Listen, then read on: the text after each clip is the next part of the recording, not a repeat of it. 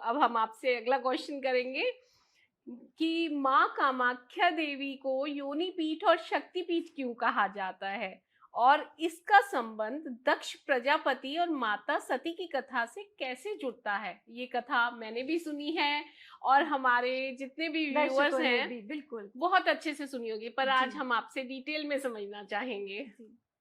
देखिए, दक्ष प्रजापति ब्रह्मा जी के मानस पुत्र थे जी और उसके कारण वो विद्वान थे, विदुर थे और यज्ञों के ज्ञाता थे।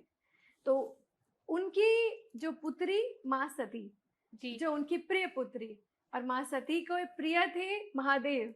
बिल्कुल। तो जब सती माता ने शिव जी को अपने वर रूप में चुना, तो ये कहीं ना कहीं दक्ष प्रजापति को कहीं ना कहीं स्वीकार नहीं था, क्योंकि उनको लगता था हमारे महादेव भस्म रमा कर बैठे हैं, संसारिक चीजों से दूर हैं और समाज के नियमों से परे हैं, भिक्षुक हैं। जी तो कहीं ना कहीं उनके मन में इस चीज की आ, कहीं ना कहीं एक्सेप्टेंस नहीं थी, मैं आपको कहूंगी। राइट। तो इसी के चलते उनमें थोड़ा अहंकार भी था, क्योंकि विद्वान तो वो थे ही। जी तो उन्होंने एक बार एक महान यज्ञ का आयोजन किया, जिसमें उन्होंने समस्त ऋषियों को और देवताओं को आमंत्रित किया, पर नहीं किया तो हमारे महादेव को।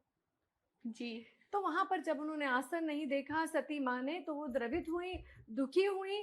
सो उसी के बाद माँ सती ने द्रवित होकर, क्योंकि उन्हें इस बात से बहुत दुख हुआ, और उसके बाद उन्होंने उसी यज्ञ में अपना देह त्याग दिया, जी अपनी योग अग्नि के द्वारा।